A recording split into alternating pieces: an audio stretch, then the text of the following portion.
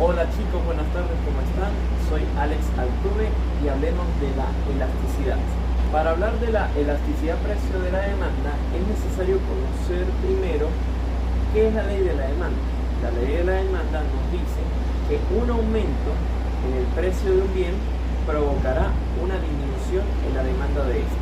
La elasticidad precio de la demanda mide qué tanto corresponde la cantidad demandada de un bien a un cambio de precio. Ahora sí podemos hablar de elasticidad. Tenemos tres tipos de elasticidad: la elasticidad elástica, unitaria y inelástica.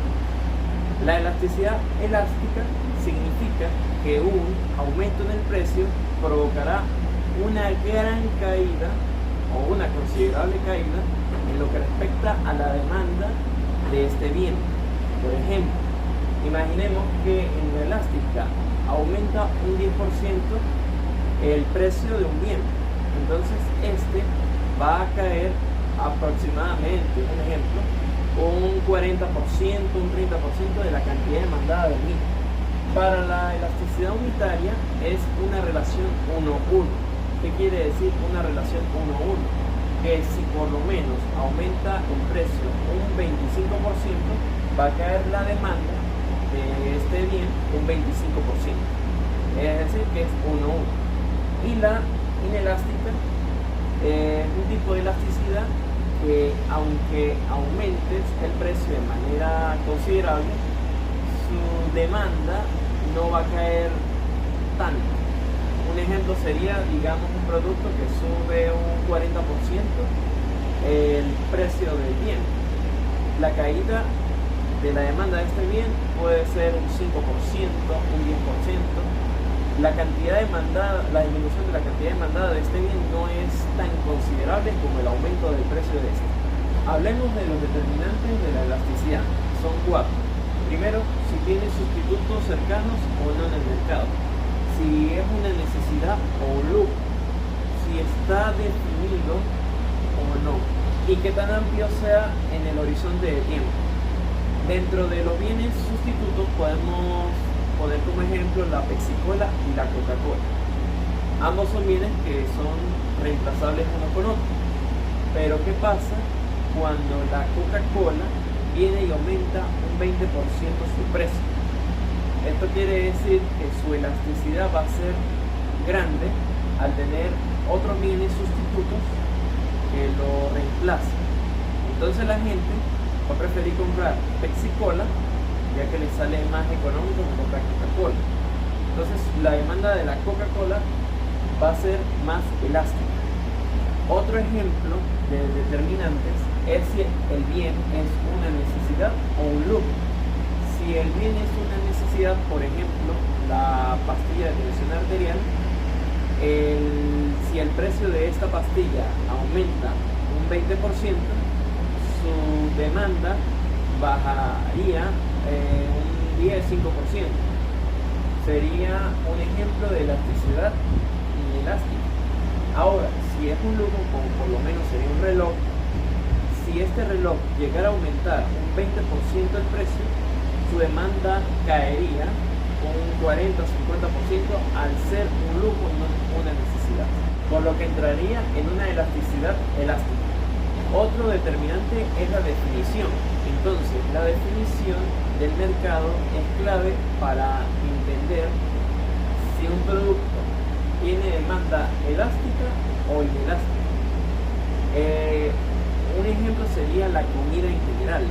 La comida en general, al no tener un sustituto, sería una demanda inelástica. Pero un bien que sea bien definido, por ejemplo, el helado de fresa, es un bien que puede sencillamente reemplazarse por otro de una categoría similar. Entonces su demanda sería elástica. El último determinante sería el horizonte de tiempo, que nos dice que un producto o bien, como lo que es la gasolina, en el corto plazo es un producto o bien con demanda inelástica, pero al pasar el tiempo se hace un producto con demanda elástica. ¿Por qué? porque en el largo plazo se va disminuyendo el uso del combustible. ¿Cómo calcular la elasticidad precio de la demanda? La elasticidad precio de la demanda se calcula dividiendo el cambio porcentual de la cantidad demandada entre el cambio porcentual del precio. Imaginemos que un producto disminuye un 20% su demanda por aumentar un 10% el valor de su bien. Colocamos el 20% del numerador, el 10% del denominador y eso nos dará el resultado que sería 2. Esto quiere decir que el cambio de la cantidad demandada es 2 veces mayor al cambio del precio.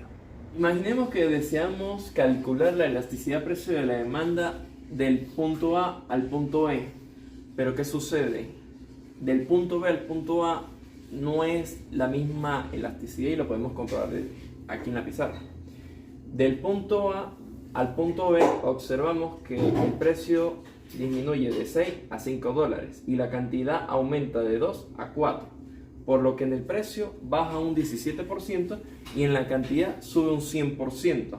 Al hacer la fórmula, dividimos 100 entre 17 y nos da una elasticidad de 5,88. Muy diferente a lo que nos da del punto B al punto A, donde el precio de 5 a 6 aumenta un 20% y de 4 a 2 disminuye un 50%. En la fórmula 50 entre 20, 2,5. Se observa que las elasticidades son diferentes. Para evitar el problema anterior, para calcular la elasticidad, tenemos la siguiente fórmula. Precio 2 menos precio 1 entre la sumatoria de precio 2 más precio 1 y ese resultado entre 2. Entonces, del punto A al punto B, vemos que el precio es de 6 a 5. Entonces el precio 2 sería 5 y el precio 1 sería 6. 5 menos 6 entre 5 más 6 entre 2. Esto nos da un número negativo, correcto. Pero esto nos indica que va en disminución. Sería 1 entre 11 entre 2, que es lo mismo a decir 1 entre 5,5%, lo que nos da un 18% de disminución en el precio.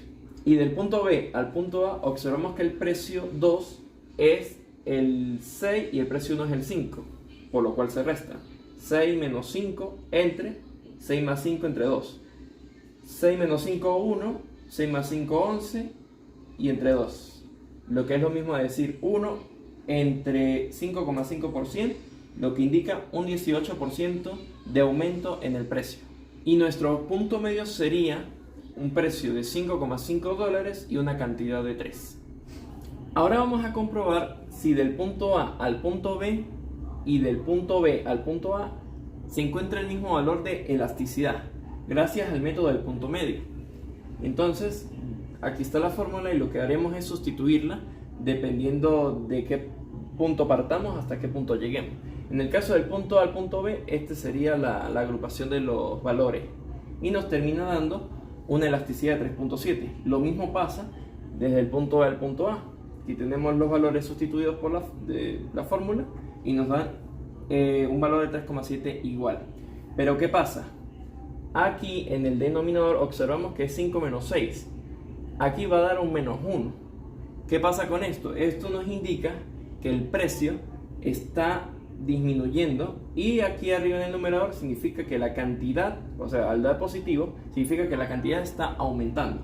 Caso contrario ocurre en el caso del punto B al punto A, que en el numerador significa que la cantidad está disminuyendo, pero como aquí da positivo, 6 menos 5 positivo, significa que el precio está aumentando. Y lo podemos ver reflejado aquí. Del punto A al punto B sería 2 entre 3%, un aumento del 66% en cuanto a la cantidad, pero una disminución del 18% en cuanto al precio. Y de el punto B al punto A, una disminución del 66% en cuanto a la cantidad, pero un aumento del 18% en cuanto al precio. Dentro de las diversas curvas de la demanda tenemos 5 tipos diferentes de elasticidades. ¿Cuáles son? La elasticidad elástica, unitaria, inelástica, perfectamente elástica y perfectamente inelástica. La elasticidad elástica se dice que es cuando en el valor da mayor a 1. ¿Qué quiere decir esto? Bueno, que que el cambio porcentual de la cantidad demandada entre el cambio porcentual del precio sea mayor que 1. Por ejemplo, en el caso de los relojes, que hipotéticamente hablando, que los relojes llegaran a aumentar un 30% el precio, esto reduciría la demanda en un 60% aproximadamente. Un ejemplo, con la elasticidad unitaria nos tiene que dar una relación 1:1. ¿Qué pasa con 1:1? Bueno, si los auriculares aumentan un 25% el precio de ese bien, disminuirán un 25% la demanda. Por eso se dice que es 1:1. Con la inelástica es que el valor al calcular la elasticidad tiene que ser igual a menos de 1. Un ejemplo sería que se aumentara un 25% el precio de un bien, como lo que es la sal, pero esta reducción de la demanda sería poco considerable, como de un 5%. Va a haber un aumento alto del precio, pero una disminución leve en la demanda. Se dice que es inelástica al tener esas características. Vamos con la elasticidad perfectamente elástica. ¿Qué pasa con este tipo de elasticidad? En un mercado competitivo, por ejemplo, el agua embotellada tiene bastantes bienes sustitutos que se reemplazan unos con otros. ¿Qué pasa si tenemos que el agua embotellada aumenta ligeramente el precio al tener demasiados sustitutos? Bueno, simplemente que al aumentarle el precio, la demanda de este cae a 0. Por lo que todos estos productos, como el agua embotellada y otros, manejan un precio similar o igual para que se vendan de manera infinita. Si se supera ese precio de tope, la demanda de ese bien que lo haga bajará a 0. El último tipo de elasticidad es la elasticidad perfectamente inelástica, que es cuando la elasticidad se calcula y da 0. Por ejemplo, un fármaco indispensable como lo que es las pastillas de tensión arterial. Si este bien, que no tiene tantos o ningún bien sustituto, llegara a aumentar de manera significativa el precio de su producto, ejemplo, que aumentara un 40% el valor de estas pastillas para la tensión arterial, la demanda no caería en ningún porcentaje, ya que no se encuentra otros tipos de productos sustitutos que la gente pueda adquirir en vez de este, por lo que el producto, al aumentar este precio, quedaría igual con su demanda. Aquí tenemos una representación gráfica de las diversas curvas de la demanda, cuando es elástica mayor a 1, cuando es inelástica menor a 1, cuando es unitaria igual a 1, cuando es perfectamente elástica igual al infinito y cuando es perfectamente inelástica igual a 0. En la elástica mayor a 1 observamos que el reloj aumentó un 30% del precio, de $15 se ubicó en $19,5, lo que hizo que redujera su demanda un 60%, de 100 de demanda bajó a 40.